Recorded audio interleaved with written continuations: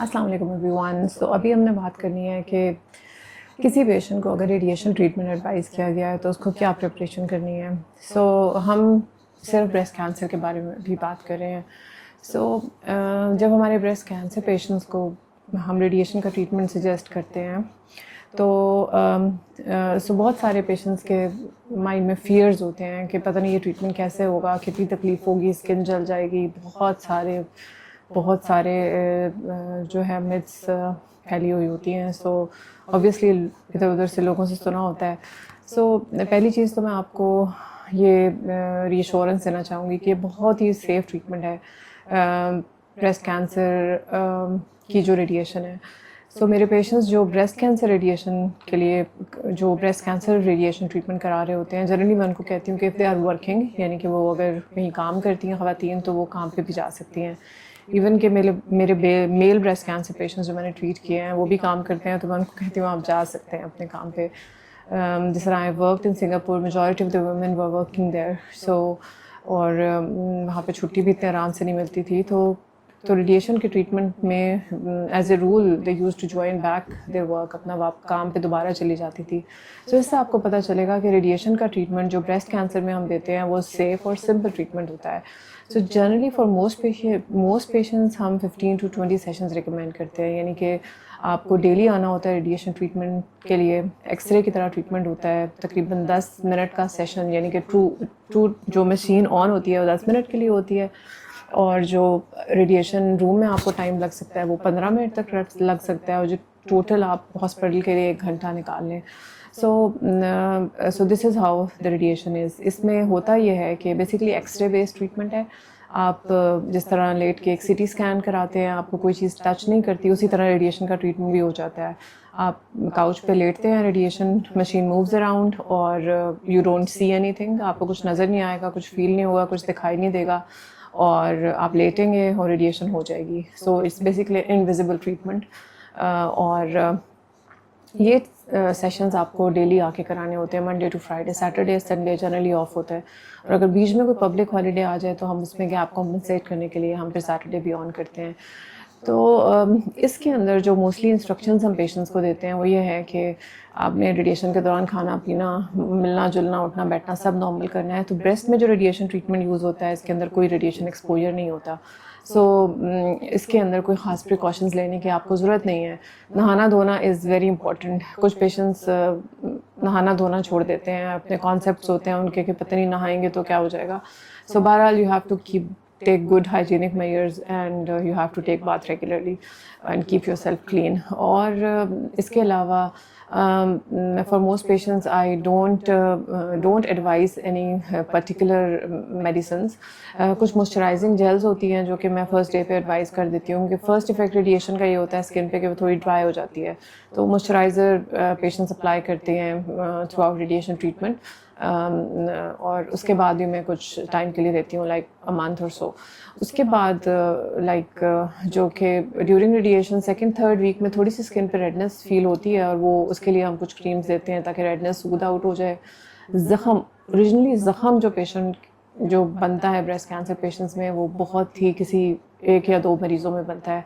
या तो वो पेशेंट्स वो होते हैं जिनका वेट बहुत ज़्यादा होता है और उनके अंदर स्वेटिंग बहुत ज़्यादा होती है, या उनकी वेट बहुत ज़्यादा होने की वजह से एक्जिला में फोल्ड्स बन रहे होते हैं स्किन के, या ब्रेस्ट के नीचे फोल्ड्स बन रहे होते हैं। तो ये एरियाज जो एक्जिला का एरिया होता है यानी बगल का एरिया, और जो ब्रेस्ट के नीचे वाला एरिया होता है उसमें स्वेटिंग की वजह से वहाँ पे स्किन में फ्रिक्शन आती है, और उस जगह पर अगर कोई स्किन ब्रेक कर सकती है। तो उसके लिए भी अगर कोई इस तरह का प्रॉब्लम होता है तो हम जनरली पेशेंट को ये एडवाइस करते हैं कि ड्यूरिंग द होल ट्रीटमेंट आप स्किन को ड्राई रखें, प्रॉपर्ली मॉइस्चराइज रखें, एयरी रखें। हॉट वेदर है तो एसी में रहें या पंखे में रहें, तो सिर्फ पसीना अवॉइड करें। पसीना नहीं होगा, अपने आप को साफ़ सुथरा रखेंगे। अगर कोई स्किन कहीं से ब्रेक होती भी है तो वो इवेंचुअली खुद भी हील कर जाएगी, और हम कुछ एंटीबैक्टीरियल ऑइंटमेंट्स भी देते हैं अगर किसी की कोई ब्रेक करती है, या समटाइम्स मैं एहतियातन लिख के दे देती हूँ so that patient doesn't have to come back to me कि मुझे लिख दें। लेकिन जनरली जो भी कहीं स्किन ब्रेक होती है या कुछ रिएक्शन होता है तो वो इट इज़ कम्प्लीटली रिवर्सिबल, और वो आपका नेक्स्ट 2 वीक्स के अंदर सेटल हो जाता है। So radiation treatment is not a difficult treatment, और जनरली मैं अपने पेशेंट्स को बताती हूँ कि अगर ब्रेस्ट कैंसर के पूरे ट्रीटमेंट में जो सबसे आसान ट्रीटमेंट है वो रेडिएशन ट्रीटमेंट है। उसके साथ फ़ियर्स इतने इन्वॉल्व होते हैं, फ़ियर्स को मैं कूल डाउन करती हूँ, उनको काम डाउन करती हूँ, और इवेंचुअली जब पहली रेडिएशन हमारी हो जाती है तो पेशेंट मेरे पास मुस्कुराता हुआ आता है कि हाँ, ये तो कुछ भी नहीं था। और फिर एंड पे भी माशाल्लाह दे गो हैप्पी कि it was a simple treatment.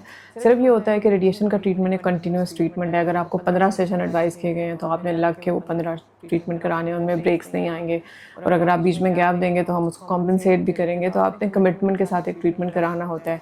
Generally principal यही होता है रेडिएशन का कि रेडिएशन ट्रीटमेंट पूरी बॉडी में, मतलब बॉडी के किसी भी पार्ट को हम अगर करें तो वो एक once in a lifetime treatment है। अगर आप उसको ब्रेक्स दे के करेंगे और अगर आप उसको रेगुलरली नहीं करेंगे तो ट्रीटमेंट की एफिकेसी ख़त्म हो जाएगी, ट्रीटमेंट उस तरह इफेक्टिव नहीं रहेगा और वेस्ट हो जाएगा। दूसरी इंपॉर्टेंट बात यह है कि कुछ लोगों में को ये फियर होता है कि ये रेडिएशन पूरी बॉडी को टच करेगी। तो ये याद रखें कि रेडिएशन ट्रीटमेंट बिल्कुल टारगेटेड ट्रीटमेंट होता है, यानी कि हम जिस एरिया को टारगेट करते हैं बिल्कुल उसी जगह पे रेडिएशन डिलीवर होती है, और इस डिलीवरी की जो एक्यूरेसी है वो मिलीमीटर्स में होती है, यानी कि हम जहाँ ट्रीटमेंट दे रहे हैं एग्जैक्टली वहीं ट्रीटमेंट होगा। तो quality of radiation basically depends on how the radiation is being delivered.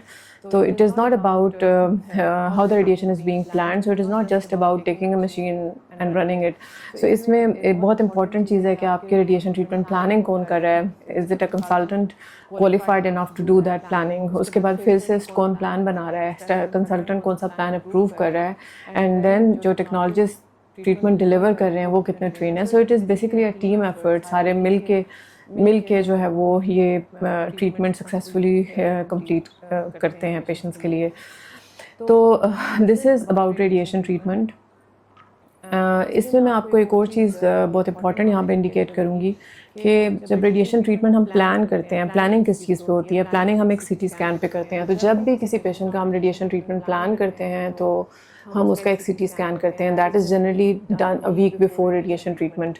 सो वो सीटी स्कैन जो बेसिकली होता है वो डोज कैलकुलेशन के लिए होता है, यानी कि अगर किसी का नेक्स्ट मंडे को ट्रीटमेंट प्लान है तो हम उसका वीक बिफोर पिछले मंडे पे स्कैन कर लेंगे, और वो स्कैन जो होगा वो हम मार्किंग वाला स्कैन करते हैं, स्कैन बोलते हैं। ब्रेस्ट कैंसर में जो हम स्कैन करते हैं बेसिकली उसमें हम कोई कंट्रास्ट नहीं देते, यानी आपको कोई इंजेक्शन नहीं लगता है, सिंपल सादा सीटी स्कैन होता है। जनरली हमारे हॉस्पिटल में उसकी रिपोर्ट भी जनरेट नहीं होती because it is only for marking and radiation treatment planning, and it is only done in the radiation department. अगर वो स्कैन कहीं और होगा, आप किसी बाहर से कराएंगे तो that we can not use, क्योंकि उस पर हमारी मार्किंग हुई होती है। और मार्किंग जो होती है वो बेसिकली लेज़र अलाइनमेंट के लिए की जाती है, और मार्किंग जो होती है वो दुनिया भर में बेसिकली टैटूज़ होते हैं छोटे से, जो कि 3 पॉइंट्स या 6 पॉइंट्स से मार्क किए जाते हैं, और उन टैटूज़ से बेसिकली लेज़र्स अलाइन किए जाते हैं, और उस लेज़र अलाइनमेंट से हम सक्सेसफुली सेफ ट्रीटमेंट डिलीवर कर सकते हैं।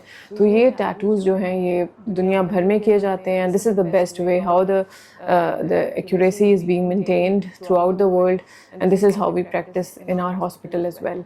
सो this is all about radiation treatment. अगर कोई अभी भी क्वेश्चन है, so we particularly talked about breast cancer, लेकिन आपका अगर कोई भी क्वेश्चन है ब्रेस्ट कैंसर रिलेटेड रेडियोथेरेपी के बारे में तो you can ask me and we can talk about it again.